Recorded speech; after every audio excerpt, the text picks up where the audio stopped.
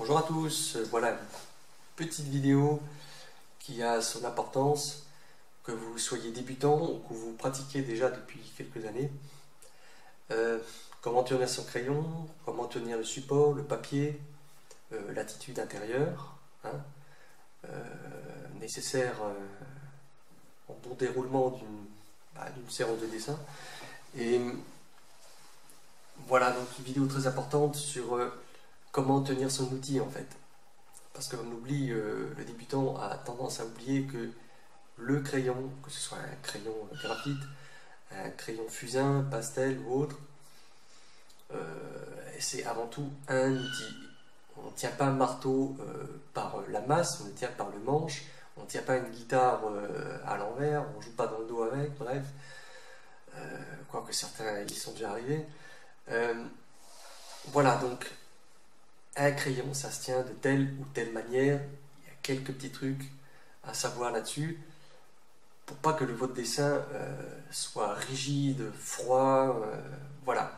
Parce que avant tout, quand on joue de la guitare, je reviens à la guitare, on veut que ce soit vivant, on veut que les gens, déjà on veut prendre du plaisir, hein, tout simplement, pas être tendu en fin de séance, mais on veut aussi quand on joue que les autres aient envie de nous écouter, envie de nous réécouter. Donc voilà, si vous montrez, si vous dessinez, vous êtes tendu, vous tenez mal votre outil, vous êtes mal assis, ça peut générer des tensions dans le bras, dans le cou, dans le dos, voilà, et ça finit là, quoi. Et donc ça peut amener à une forme de, pas jusqu'au désespoir, quoique, ça peut mener au découragement, tout simplement. Et ce qui est bien dommage.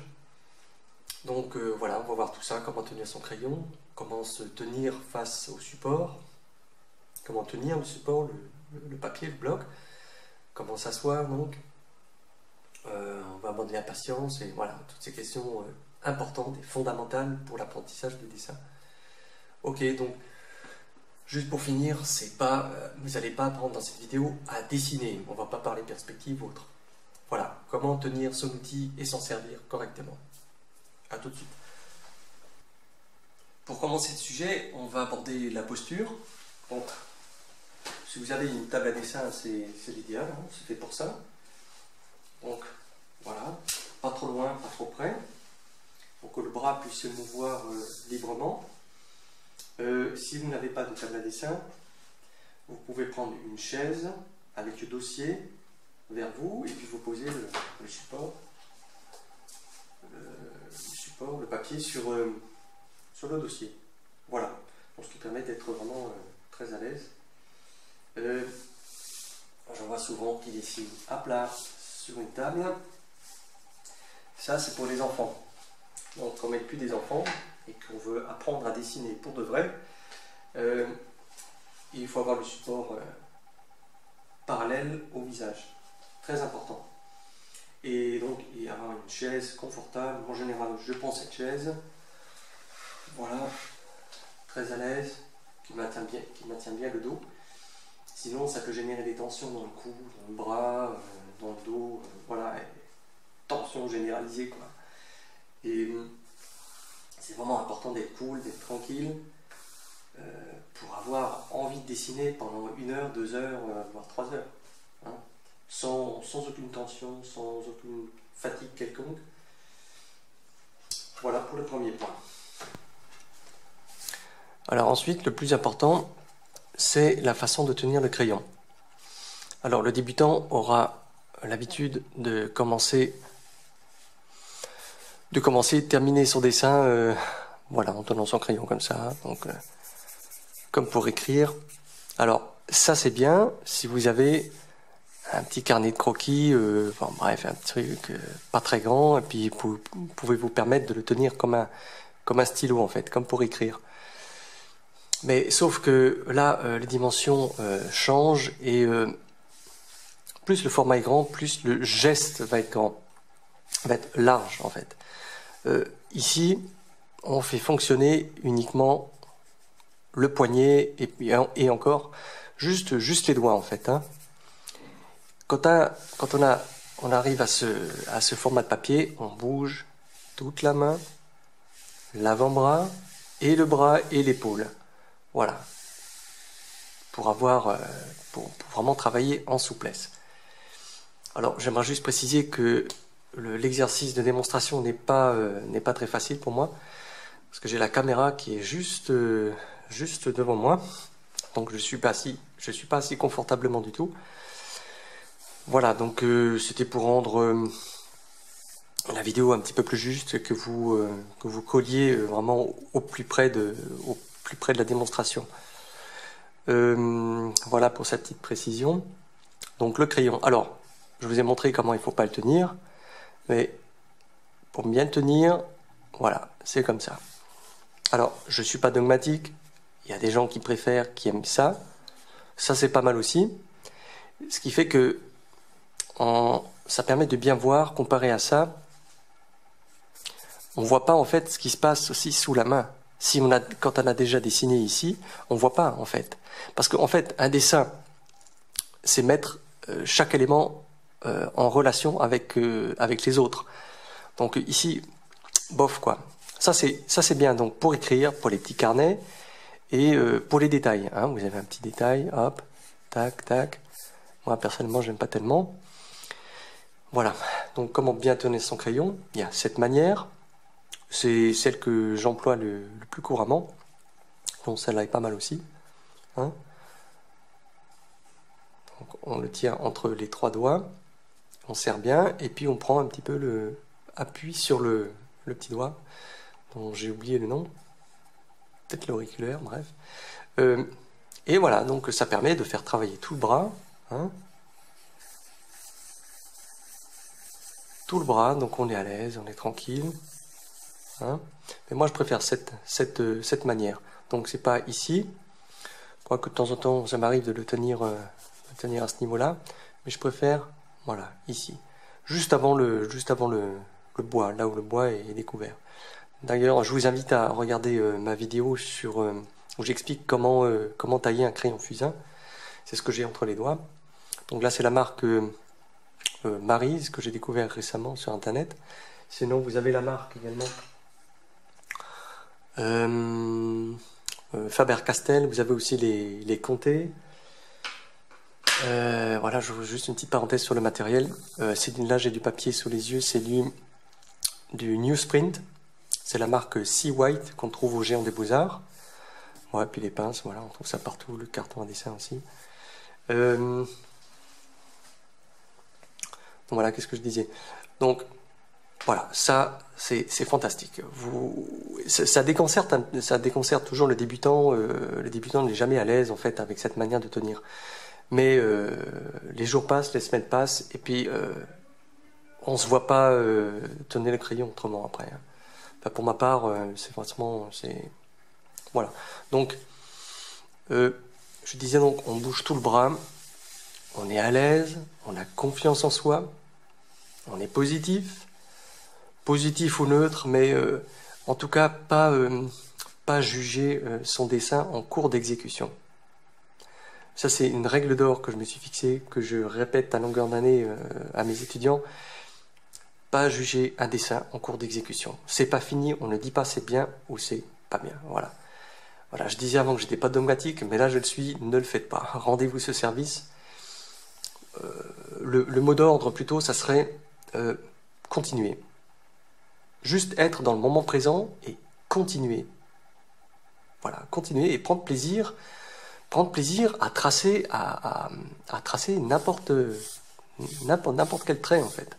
Hein, quel que soit le sujet, l'objet que vous dessinez, faites-le avec amour en fait. Moi,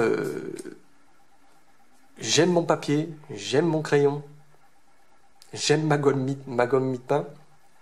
Voilà, ce qui fait que dessiner est beaucoup plus plaisant, quoi. Donc voilà, donc tout ce qu'on peut faire avec le crayon, en tenant comme ça.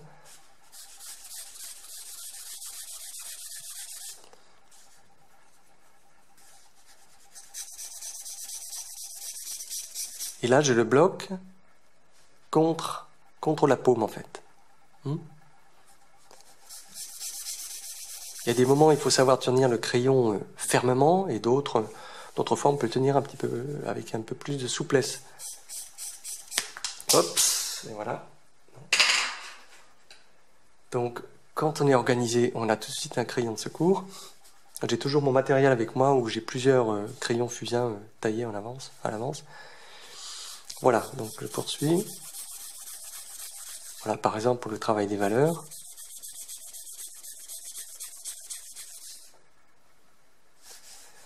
Donc j'ai confiance en moi, je me pose pas la question est-ce que je vais déraper, est-ce que je vais dépasser, comment ça va se passer. Je fais et c'est tout. Je sais, c'est peut-être une provocation pour le débutant, mais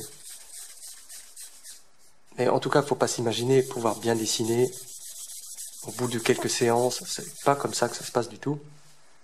Il faut pratiquer le plus souvent possible. Une fois par semaine dans un cours de dessin, c'est bien, mais c'est largement insuffisant. Voilà, donc on travaille toujours avec souplesse. Je rappelle que j'ai la caméra devant moi. Je suis obligé de tendre mon cou un petit peu comme une girafe, ce qui rend pas l'exercice très facile. Et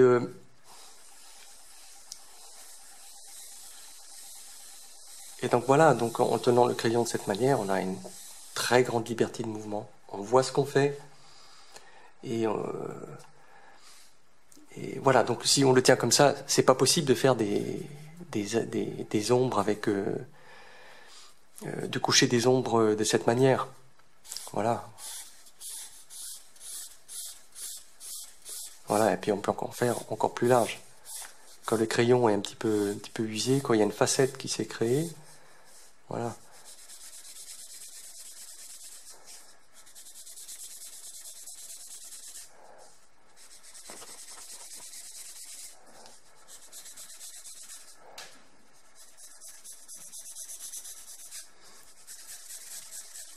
Donc, je recommande aussi de pas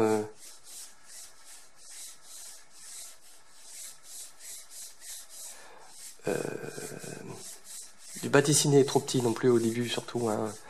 Que vous aimiez par exemple les carnets de croquis ou les dessiner sur des petits carnets, moi j'ai rien contre. Mais apprenez à dessiner et revenez-y souvent sur un support assez large quand même. Hein. Là c'est du A3, voire du A2. Du A2 c'est encore mieux, par exemple dans un cours de dessin si vous faites du nu ou autre. Hein. Ça permet de libérer un petit peu le geste et de se sentir vraiment à l'aise.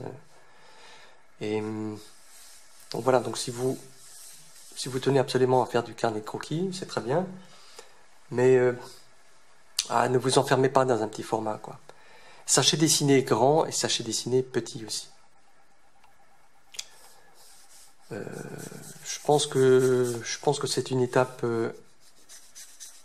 indispensable que de dessiner en grand format.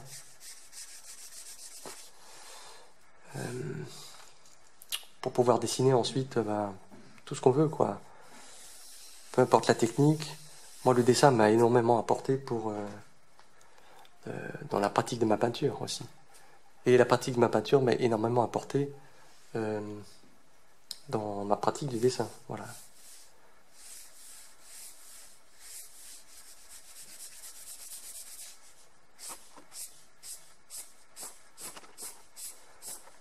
Voilà, en fait cette vidéo pourrait aussi porter le titre de « Comment enrichir son trait » en fait. Comment rendre son dessin vivant. J'ai des fois l'impression que quand je fais une démonstration devant mes étudiants, peut-être certains doivent se dire, quand je fais ça c'est un petit peu de la frime. Non, c'est pas de la frime, c'est juste de la confiance en soi. J'ai confiance en moi, j'aime mon papier, j'aime dessiner.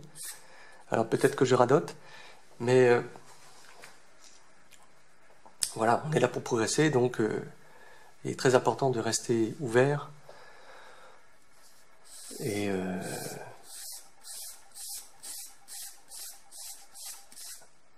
voilà, du coup, je sais plus ce que je voulais dire. Ah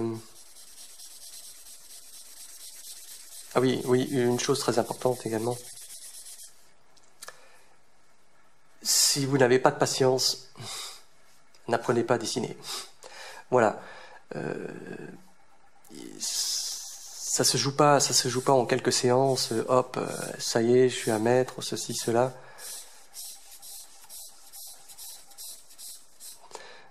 Il faut des mois, il faut des semaines, des mois, des années. Et même après 10 ans, même après 20 ans, un dessinateur apprendra toujours. Moi, j'apprends régulièrement. C'est des petites choses. C'est des choses minuscules, mais voilà, ça peut être une façon de tourner le crayon de cette manière, de cette manière. Des papiers, voilà, je sais pas, une façon d'observer auquel on n'a pas prêté attention auparavant. Et puis voilà, et puis il y a des choses qui sautent aux yeux et qui nous font faire des bons en fait. Qu'est-ce que je voulais dire aussi? Donc la patience, soyez patient, donnez-vous du temps, ne vous fixez pas de date butoir pour vous dire bon bah voilà, l'an prochain je maîtrise le dessin. Eh oui, si j'en parle, c'est que moi j'ai fait cette erreur, donc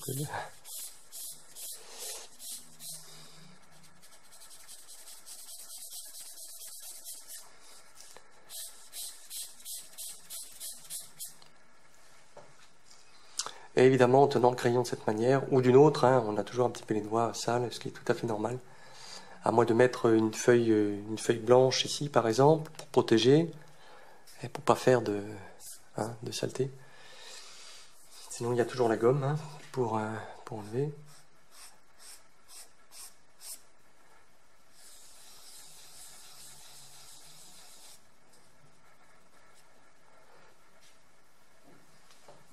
Voilà, je pense que j'ai fait le tour de la question. Oui, alors, observez aussi votre trait, en fait. Voilà, oui, ça c'est très important. Observez votre trait et regardez quand il est souple et quand il est rigide. Vous voyez la différence entre ça et... Voilà, ça, c'est de la timidité. Et ça se verra au final. Donc, lâchez-vous, faites-vous plaisir, quoi. Dessiner, ça ne doit pas être de la torture, quoi. Voilà, donc ça c'est par exemple pour un trait large. Ensuite on a, si maintenant on veut retravailler le contour. Je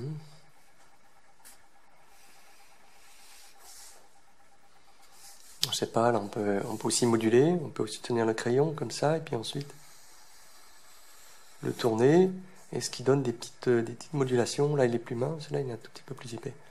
Voilà, ça peut être intéressant par exemple quand on fait une souche ou un vieil arbre, je sais pas.